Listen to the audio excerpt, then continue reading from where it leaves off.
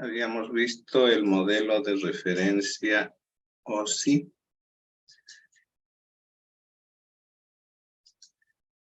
Aquí estamos.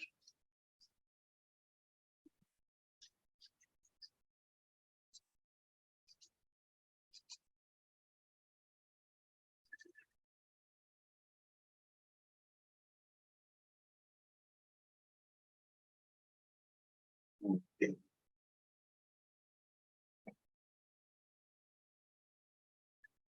Entonces decíamos que el modelo OSI está formado por 7 capas.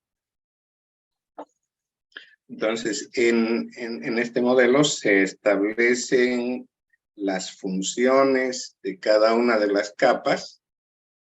También se refiere a las interfaces que permiten la conexión entre una capa y otra. Se establecen los servicios que cada capa le ofrece a la capa superior, ¿no? Es decir, que cada capa puede actuar en función a los servicios que le brinda la capa inferior. Y por otro lado, el modelo incluye una serie de relaciones denominadas protocolos entre capas similares. Entonces nos vamos a encontrar con protocolos de capa de aplicación, de capa de transporte, etc. No, precisamente quedó ahí. Aquí, en este cuadro pueden ver algunos protocolos de las diferentes capas. ¿No? Podemos destacar algunos protocolos conocidos, digamos.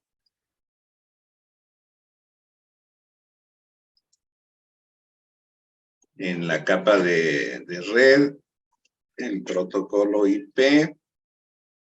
Bueno, este protocolo tiene 2 versiones, nos vamos a ver más adelante, la versión 4 y la versión 6, que están vigentes, se están utilizando actualmente. En nivel de transporte, básicamente 2 protocolos se destacan, el protocolo TCP y el protocolo UDP, diferentes formas de actuar de uno y el otro. TCP está orientado a la conexión, en cambio UDP no está orientado a la conexión. A nivel de aplicación, podríamos mencionar algunos protocolos. Decíamos que la capa de aplicación tiene como finalidad ofrecer una serie de protocolos de los cuales se valen las aplicaciones para realizar sus funciones. Entonces, estos 2 protocolos son protocolos para correo electrónico, este protocolo HTTP para el manejo de páginas web, FTP para transferencia de archivos. ¿Sí? Entonces, esos son algunos de los protocolos más conocidos, digamos, en estos 7 niveles que componen el modelo OSI. El modelo OSI, decíamos, es un modelo de referencia, ¿no? No es que necesariamente se tenga que encontrar en una red todas estas capas. Tampoco el modelo propone, de hecho, protocolos, simplemente establece un modelo, establece las normas y las funciones de cada una de las capas y su relación con las capas inferiores, sin mencionar protocolos, ¿sí? En cambio, el otro modelo más utilizado, que es el modelo TCP/IP, tiene una característica distinta a este. Nació, ¿no? Decíamos del modelo OSI, que surgió de la necesidad de poner orden, digamos, en las redes, ¿cierto? Entonces, se estableció un modelo general para ordenar lo que podría ser una red. En tanto que el modelo TCP/IP, perdón, antes aquí hay un temita que lo había mencionado en parte, pero quizás nos aclare un poco más esto. Decíamos que yendo de arriba para abajo, la capa 7, la capa de aplicación, lo que pretende es transportar datos, ¿sí? Hacer llegar un dato de origen al destino. Entonces, para esto se utiliza un mecanismo consistente en agregarle una cabecera. O sea, a la carga útil, que es esto que está mencionado aquí como data, le añade una cabecera, alguna información necesaria para que el protocolo pueda cumplir su función. Entonces, la capa de aplicación agrega esa cabecera propia del protocolo de esta capa. Y eso es lo que le entrega a la siguiente capa, es decir, a la capa de presentación. Ella lo que va a hacer es exactamente lo mismo. Todo esto es lo que vendría a ser la carga útil en la capa 6. Y a ella le agrega su propia cabecera. Lo propio hará la capa de sesión, ¿cierto? La capa 5 toma como carga útil lo que ha recibido de la capa 6 y le agrega su cabecera. La cabecera está en función de lo que necesita para que el protocolo pueda operar adecuadamente. Ya estamos otra vez con el anuncio de 10 minutos. Bien, entonces, cada capa hace lo mismo. La capa de transporte recibe esta carga útil, le agrega su cabecera, lo mismo hará la capa de red, ¿sí? En función a lo que necesita informar para que el protocolo pueda operar. Una capa un tanto particular suele ser la capa de enlace. La capa de enlace no solo le agrega una cabecera, sino también lo que se denomina una cola. ¿Bien? Entonces hay una cabecera propia de la capa de enlace y además una cola. En esa cola suele enviar información pertinente como para verificar si el contenido es consistente o tiene algún error, ¿no? Vamos a ver un poco más adelante, cuando nos toque ver la capa de enlace, cómo es que se realiza el tratamiento de errores. Digamos que hay dos formas de tratar los errores. Una, simplemente detectar, y la otra, detectar y corregir. ¿no? Si el receptor es capaz de detectar que ha habido un error, podría, en el primer caso, simplemente avisar que no ha llegado bien la información y el emisor va a repetir esa información. En tanto que la otra actitud que podría tomar es no solo detectar la presencia de un error, sino corregirlo, ¿no? Para eso, bueno, se utilizan mecanismos, códigos que permiten, dependiendo de la actitud que se quiera tomar, detectar o corregir errores. Bien, en la capa inferior, en la capa física, simplemente viajan bits, ¿no? Entonces, lo que va a llegar al receptor serán simplemente bits. A través de la capa física llegan bits y esta le va a entregar a su capa de enlace esos bits para que la capa de enlace, en función al protocolo con el que se está manejando, utilice tanto la cabecera y la cola para el trabajo que requiere. Entonces, le va a quitar esa cabecera y esa cola y le pasará lo que viene a ser la carga útil a la capa superior, ¿no? A la capa de red, en este caso. La capa de red hará lo propio.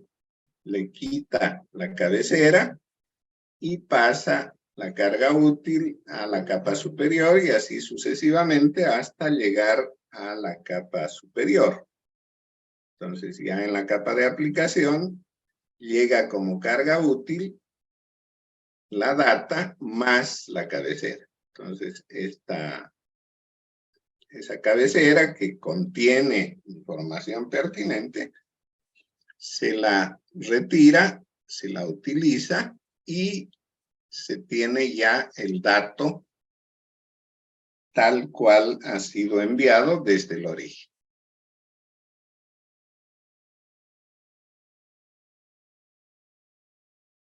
Bien, entonces, decía que no solo hay un modelo a través del cual uno puede describir, configurar, diseñar una red, hay un otro modelo denominado TCP/IP. ¿Por qué? Por los dos protocolos que son, digamos, el centro, el corazón de este modelo. Digamos que el modelo de referencia TCP/IP no nació de la misma manera que nació el modelo OSI.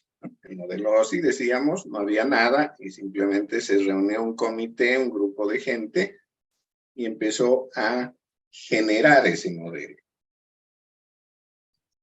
con toda la lógica y la experiencia que tenían, generaron un modelo. En cambio, el modelo TCP/IP más bien se emitió después de tener una red funcionando. Es decir, que empezó con la idea de la conexión, cómo conectamos, hagamos esto, hagamos aquello, quitemos esto, algo está fallando, le aumentaremos esto, haremos este cambio, etcétera, ¿no? Entonces, una vez que funcionaba la red,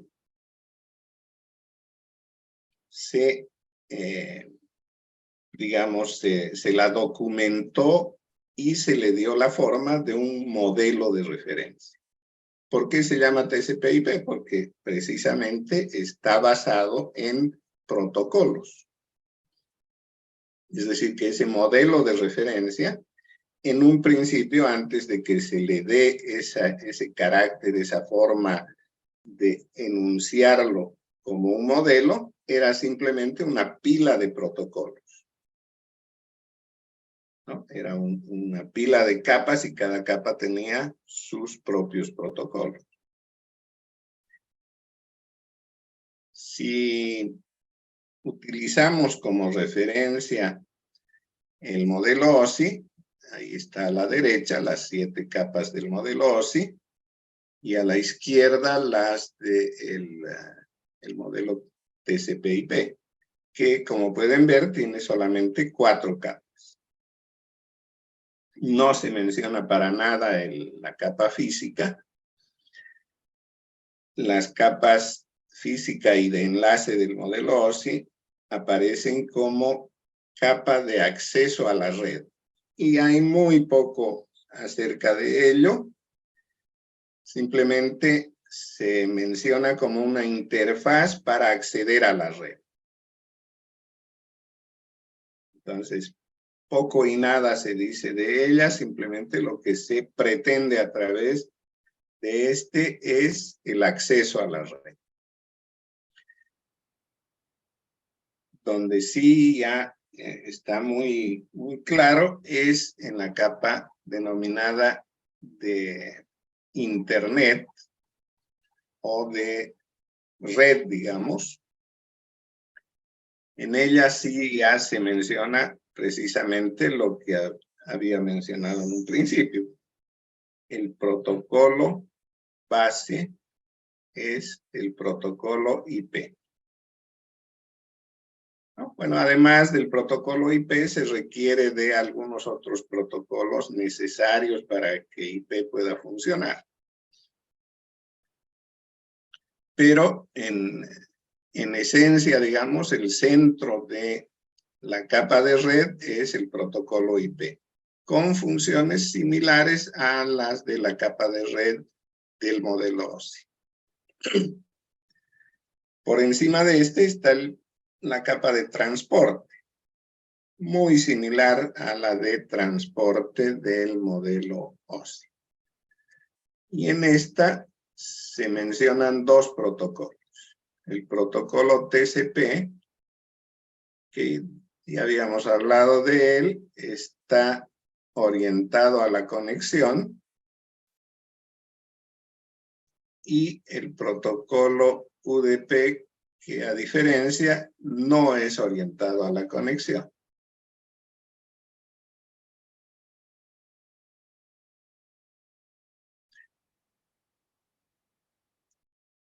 No existen capas de sesión ni de presentación, y todo eso se junta en una sola capa denominada capa de aplicación.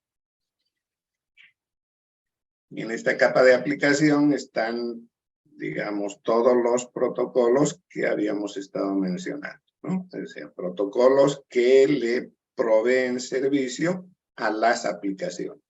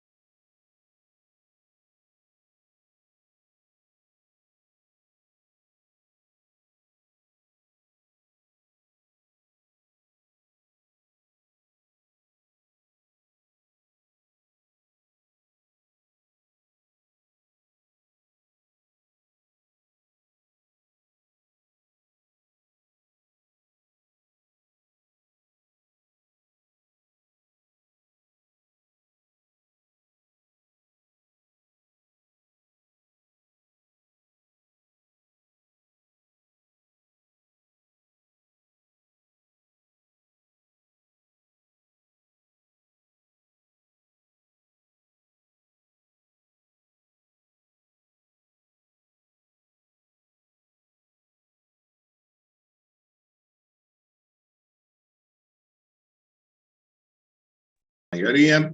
Continuemos. Listo.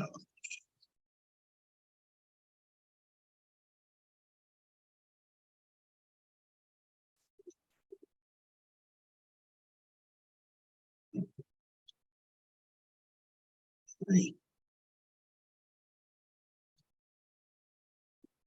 Bien, entonces decíamos que el modelo TCP/IP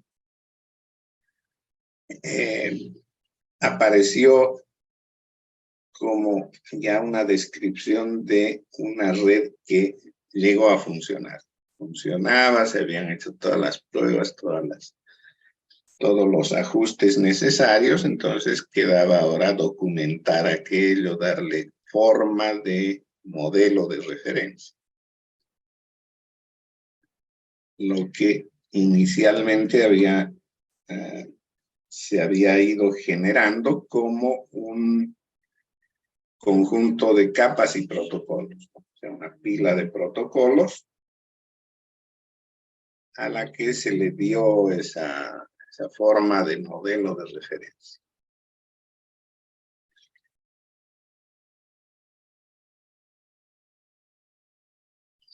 Bien, decíamos entonces que la capa de acceso muy poco mencionada, simplemente da la idea de cómo se debería acceder a la red.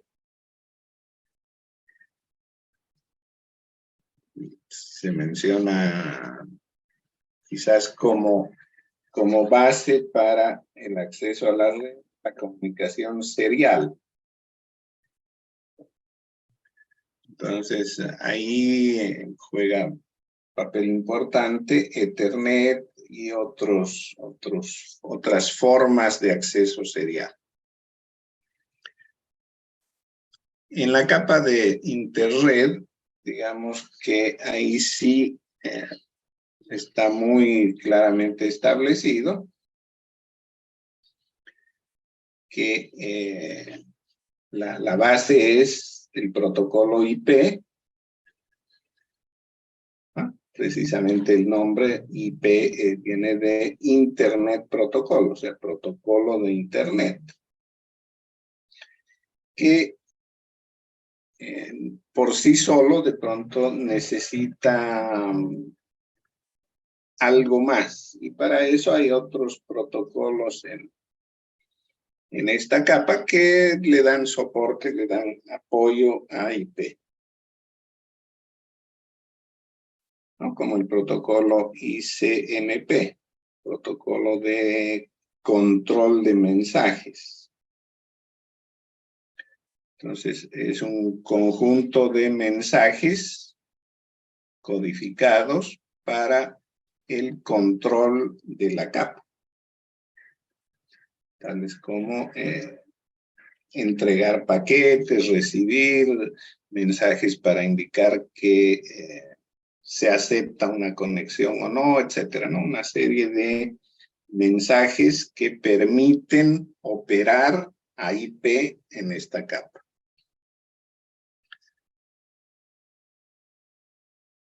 En la capa de transporte decíamos que destacan estos dos protocolos, TCP y UDP, con la diferencia de que el uno, TCP, está orientado a la conexión. TCP viene del acrónimo en inglés, protocolo de control de transmisión. Transmission Control Protocol, TCP. Entonces es un protocolo muy confiable, está orientado a la conexión y permite controlar un flujo de bytes originado desde la máquina de origen para que llegue hasta el destino sin errores. ¿No? Necesariamente ambos protocolos segmentan la carga útil, la dividen en partes para de esta manera poder efectivamente controlar el flujo. Entonces, lo que se mueve como carga útil son fracciones de lo recibido de la capa de aplicación. Entonces, a estas fracciones se las suele denominar segmentos. Bien, entonces la carga útil que entrega TCP a IP, es decir, a la capa de red, son estos segmentos. Cada segmento va a llevar una parte de carga útil, como ya está establecido, y su cabecera, ¿no? En la cabecera se indicará seguramente como estos segmentos son partes de una data, tendrán que llevar toda la información pertinente, es decir, indicar en qué orden ocupa dentro de la data ese segmento, si hay segmentos adicionales que vienen después, ¿cierto? O ya es el último. Además, obviamente, de información del origen y del destino, ¿sí? Entonces, esto lo va a utilizar la capa de transporte en el destino para entender de qué se trata y, como son partes de una data, de un todo, poder rearmar otra vez, poder reconstruir la data de estos segmentos, de estas fracciones que va recibiendo, ¿no? Entonces van ordenadas o numeradas de alguna manera, de modo que aunque lleguen desordenadas, se las pueda rearmar, ¿no? Este protocolo, decíamos, se basa en conexión, es decir, que antes de empezar a mover datos, lo que hace es establecer una conexión. Desde el origen hasta el destino se establece un circuito virtual, se dice por dónde va a fluir la información.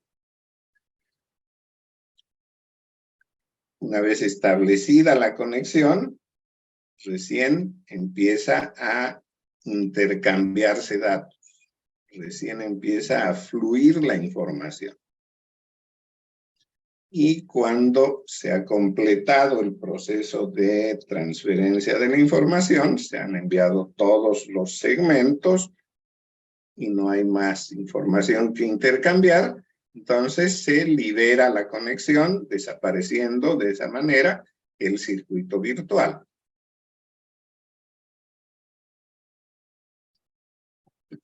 Decíamos que es un protocolo muy seguro porque se realiza un control de errores, es decir, que se puede saber si un segmento que ha sido enviado desde el transmisor hasta el receptor ha llegado.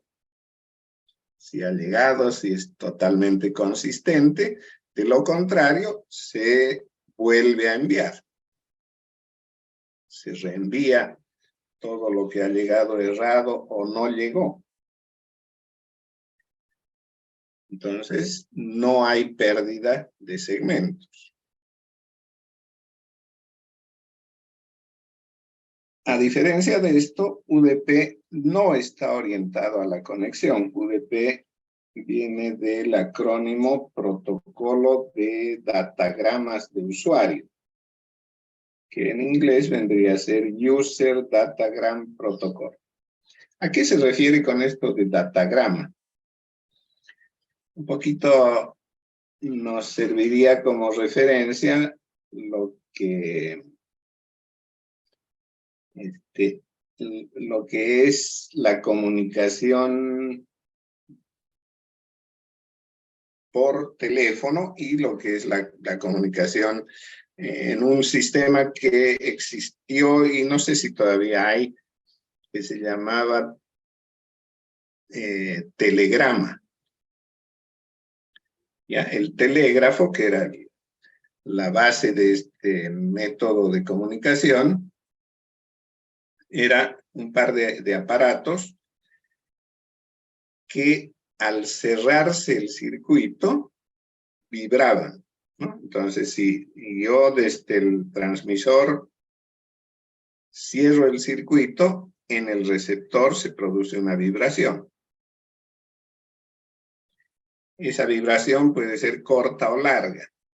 Entonces, en función de la longitud de la vibración, que si es corta o es larga, se codifica como, digamos, punto y espacio. No sé si alguna vez han visto en algún lado código Morse. Se llama así el código a través del cual se codifican los caracteres alfabéticos, las letras, los números, con conjuntos de punto y espacio, punto y raya. Entonces, de esa manera, se transmiten mensajes de texto utilizando este sistema de vibración. Entonces, ¿qué es lo que hacía una persona para enviar un mensaje? Lo escribía en un papel. Además, el costo de estos mensajes estaba en función de la longitud del mensaje. Se contaba por palabras. Entonces, uno trataba de decir todo lo que quería en la menor cantidad de palabras posible. Porque de lo contrario le salía más caro, ¿cierto? Entonces, llevaba su mensaje bien elaborado, bien pensado, y se lo entregaba a el operador. Entonces, él obviamente hacía su tarifación, contaba cuántas palabras tenía, le cobraba en función de ello, y empezaba a enviar el mensaje, porque en el encabezado decía para quién era, dónde estaba aquella persona, ¿no? En qué ciudad estaba. Y vean que independientemente de que la persona se entere o no de que le va a llegar el mensaje, se lo enviaba. Iba el mensaje y lo recibía el operador en la ciudad de destino. No había ninguna conexión entre los dos usuarios. El usuario que había enviado el mensaje no sabía si el que iba a recibirlo estaba o no estaba esperando el mensaje ni nada. Entonces llegaba el mensaje, el que había enviado ni siquiera se enteraba si llegó o no el mensaje. ¿Por qué? Porque no había ninguna relación, ninguna señalización entre uno y otro. Entonces simplemente confiaba en él. Envié mi mensaje y punto. Ahí se acaba mi participación. En recepción, el operador recibía el mensaje, como tenía en el encabezado para quién era, Juanito Pérez. Entonces, seguramente su teléfono o la dirección de su casa, y lo llamaban y le decían, señor Juanito Pérez tiene un mensaje en la oficina de Telegram. Y Juanito, en cuanto tenía tiempo, iba a la oficina y recogía su mensaje. Bien, entonces, de ese modo opera UDP. UDP toma la data que se quiere enviar, la fracciona, la divide en segmentos, ¿no? Para de alguna manera controlar un poco el flujo, y empieza a enviar esos segmentos, uno tras otro. Que si llegan o no, no es problema de él. Aquí lo importante es la velocidad con que se va a enviar. Lo que interesa básicamente es que se transmita el mensaje. Si se lo recibe completo o incompleto, errado o acertado, no es problema del protocolo. Entonces, ¿qué funcionalidad, qué utilidad podría tener este protocolo? Se lo utiliza básicamente para la comunicación en tiempo real, es decir, con comunicación de voz. ¿sí? Si yo quiero utilizar la red para enviar voz, tipo telefonía, no tendría sentido que mi mensaje se vaya fraccionando y cada vez que se envía una fracción se verifique si llegó o no, si llegó bien o no. Entonces mi mensaje llegaría distorsionado, de pronto cortado, se repetirían algunas partes del mensaje, no sería nada útil. En cambio, si se emplea UDP, van las porciones del mensaje. Si alguna llega mal, no interesa. Quien va a recibir, ¿sí? Quien está recibiendo el mensaje es quien va a tomar la decisión de si entendió el mensaje o no. Si entendió, bienvenido. Si no lo entendió, bueno, tiene la opción de enviar un mensaje y decir, esta última parte no la entendí, repetímela, por ejemplo. ¿Sí? Entonces, el otro interlocutor le repetirá la parte que no entendió o simplemente le dará alguna otra explicación. Bien, entonces en UDP lo que se pretende es enviar un mensaje, sin importar si llega o no llega, bien o mal. Y la utilidad que tiene es en función del tiempo que se utiliza, es decir, que se le da prioridad a el tiempo y no a la consistencia, a la veracidad del mensaje, ¿no? Entonces se utiliza para comunicación en tiempo real, decía, para enviar mensajes de voz, imágenes en movimiento, video, etc. En cambio, TCP tiene un carácter mucho más estricto en cuanto a la consistencia del mensaje, a su veracidad, a la recepción correcta de eso. Y se lo emplea, por ejemplo, para transmitir archivos, ¿cierto? Si yo quiero llevar un archivo de un lugar a otro, lo que pretendo es que el archivo que envié sea idéntico al que se va a recibir. Entonces, sí me interesa que se haga una verificación de errores, no importa cuánto tarde, porque seguramente en la verificación de repente hay cierta interacción entre el transmisor y el receptor que no va con el mensaje, simplemente va para proteger la integridad de la información. Entonces puede que tarde más de lo esperado, pero se está buscando con eso que sea totalmente libre de errores y se pueda rearmar, digamos, en el receptor. Bien, entonces esa es la diferencia entre TCP y UDP. En cuanto a la capa de aplicación, bueno, ya hemos mencionado, hay una serie de protocolos que le proveen servicio a las aplicaciones de usuario.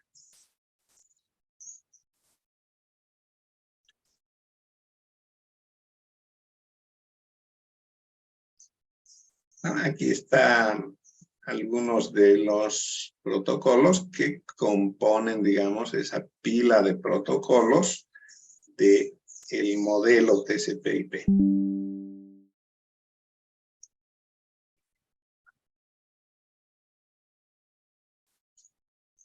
Destacan, por ejemplo, en la capa de acceso a red, aquí está mencionada como capa de enlace.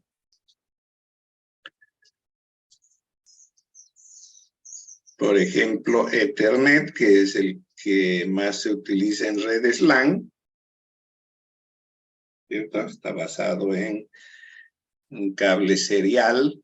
El más utilizado es el cable UTP. Ya vamos a hablar de ello. El otro estándar que se utiliza es el 802.11 para comunicación inalámbrica, básicamente Wi-Fi, ¿no? Tiene una serie de versiones de 802.11, entre las que está incluida Wi-Fi, Bluetooth y otras. Bien, entonces esos podríamos citar como los más utilizados en la capa de acceso a la red. En la capa de interred o capa de internet, decía IP y su acompañante, ICMP, ¿no? Un conjunto de mensajes basados en IP para funciones propias de la capa. En la capa de transporte, TCP y UDP, ¿no? Los dos protocolos con la diferencia que ya hemos mencionado. Y en la de aplicación, los protocolos más comunes, RTP para transferencia de archivos, DNS para dominio de nombres, para correo electrónico, para acceso a páginas.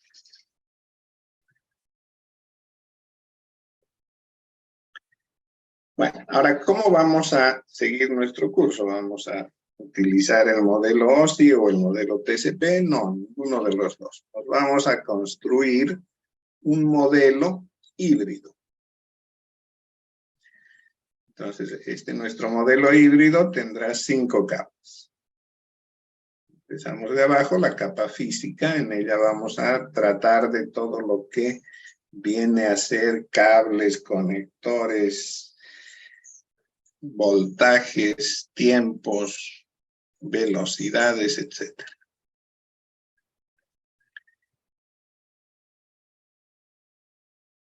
La capa de enlace está relacionada con la conexión punto a punto. ¿Cierto? Cómo se conectan un equipo con otro, de un punto a otro. El tratamiento de errores, etc. En la capa de red, habíamos mencionado que esta capa está referida a la subred, es decir, a ese conjunto de enrutadores. Para que esto funcione, es necesario darle identidad a todos los actores. Todo actor debe tener una dirección, un nombre, un identificador único en la red. De lo contrario, la red no funciona. Y el otro aspecto que se maneja aquí es la selección de rutas. ¿Por dónde va a viajar en esta subred? ¿Por dónde va a viajar la información? La información pasará de un enrutador a otro, siguiendo alguna ruta preestablecida o que se va estableciendo a medida que pasa el tiempo. ¿No? Se pueden establecer rutas estáticas, siempre va a ir por aquí, o establecer rutas dinámicas, en función de cómo se está comportando la red. Si en algún momento por donde estaba yendo resulta muy lento, entonces buscaré otro camino que sea más corto, que me proporcione una mayor velocidad, o que provoque menos congestión, ¿cierto? Entonces, las rutas son dinámicas y se van modificando en función del actuar de esta subred.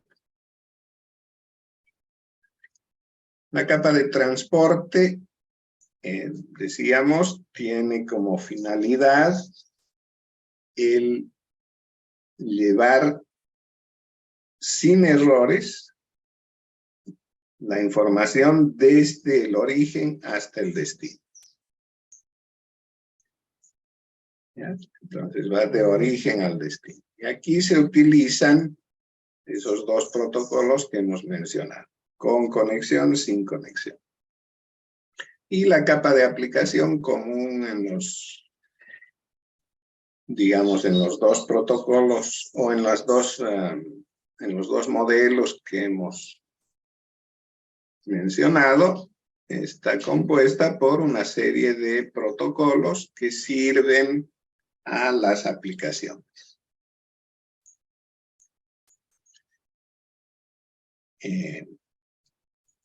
Es importante tener en cuenta que en una red, digamos, un tanto ya compleja, donde hay muchos actores, se debe considerar que no todas las capas aparecen siempre, ¿sí? Por ejemplo, pensaremos en esta red.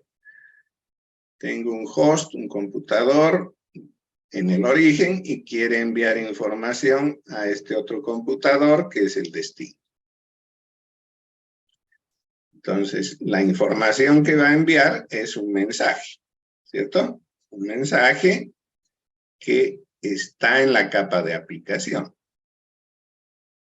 Utilizará algún protocolo, el que le corresponda a ese mensaje, y se lo pasa a la capa de transporte. La capa de transporte toma ese mensaje, lo divide en fracciones, en segmentos. A cada segmento le agrega un encabezado, ¿sí? Entonces, el encabezado más la carga útil constituye su carga útil para la siguiente capa, es decir, para la capa de red. La capa de red agrega un encabezado, posiblemente esos segmentos también los divida, dependerá de si es necesario o no hacer eso, y conforma con ello lo que se llama un datagrama. También se suele llamar paquete. Entonces, el paquete en la capa de red tiene la carga útil de la capa de aplicación, el encabezado que le ha puesto la de transporte, más el encabezado que le va agregando la capa de red. Y esto es lo que toma la capa de enlace como carga útil. Y a esto le va a agregar su encabezado y decíamos a veces una colita.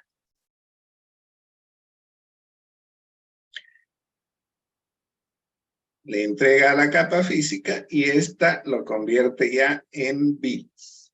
Y esos bits viajan por el medio físico hasta, ¿no? Si se trata de una red LAN, donde está el computador de origen, entonces llegará hasta un switch, ¿cierto? Este es un switch.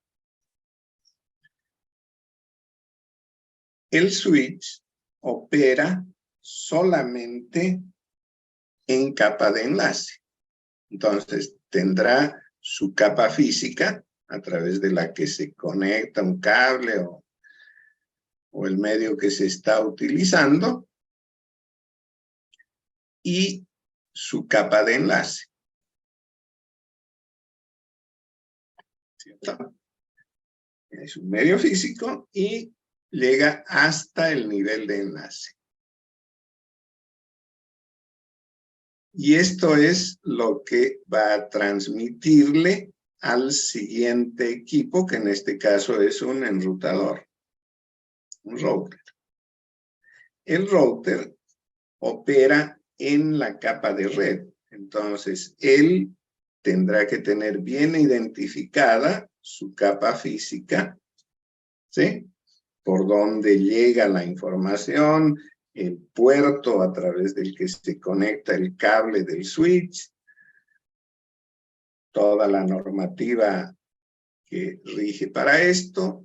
Enseguida estará su capa de enlace y su capa de red, a través de la que se identifica a los actores, se buscan las rutas, etc. Entonces, en el router solamente se llega hasta la capa de red, capa 3. Y de esa manera, a través de un puerto, no es el mismo por el que ha llegado, es otro puerto, se conecta posiblemente directamente el destino, ¿no? Podría haber aquí de por medio un otro switch, ¿sí? Porque, digamos, el destino pertenece a otra subred, ¿no? Bien, podría haber habido aquí un otro switch, ¿cierto? Podría haber habido un otro switch. Pero pensaremos que se ha obviado eso y directamente del router se conecta a el computador de destino, al host de destino. Entonces llega la información por la capa física, ¿sí? El conector, la tarjeta de red, etc. Y empieza el proceso hacia arriba. La capa de enlace le quita su encabezado, lo toma la capa de red, le quita su encabezado y así va subiendo hasta que la capa de aplicación recibe el mensaje idéntico al que salió del origen. Bien, entonces aquí es donde podemos distinguir claramente la funcionalidad de los modelos, ¿eh? No es estrictamente la presencia de todas las capas en los actores de la red. En el switch solamente hasta capa 2. En el router hasta capa 3. En cambio, en todo el proceso, es decir, en el origen y el destino, están presentes todas las capas.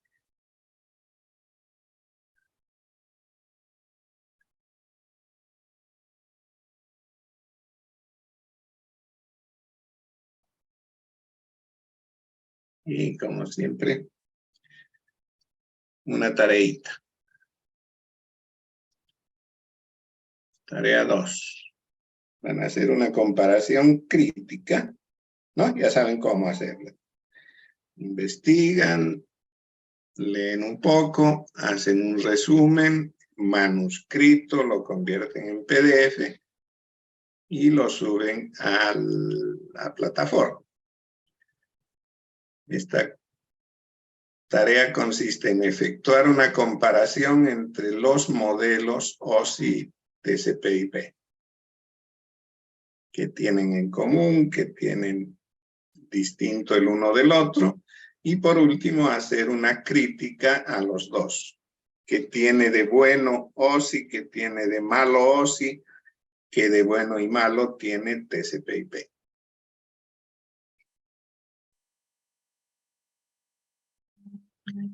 Bien, entonces esa es su tarea número 2 para mañana. Ya, mañana continuaremos con el avance en el horario que hemos establecido, ¿no? Empezamos 7:30 y terminaremos en lo posible 9:30, un poco más, ¿no? Vamos a tratar de terminar antes de las 10 para que se muevan los que tienen clase a las 10, presencial o no, no sé cómo es.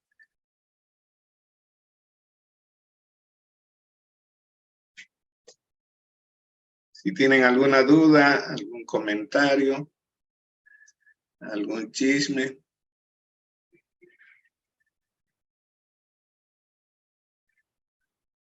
Disculpe, ingeniero, ¿hace virtual esta semana y la próxima semana ya presencial? Por- Eh, no les garantizo aquello, posiblemente también continuemos virtual la próxima semana. ok, ingeniero. Ya, les voy a avisar si con tiempo. Mañana, más tardar.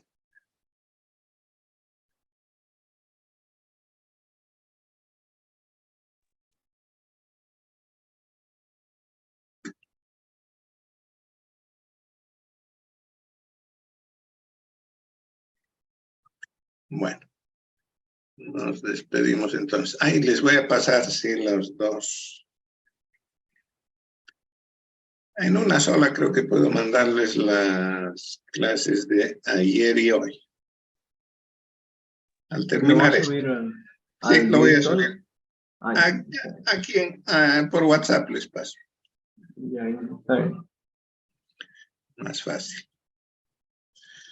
Bueno, nos encontramos mañana. Cuídense. Hasta luego. Hasta luego.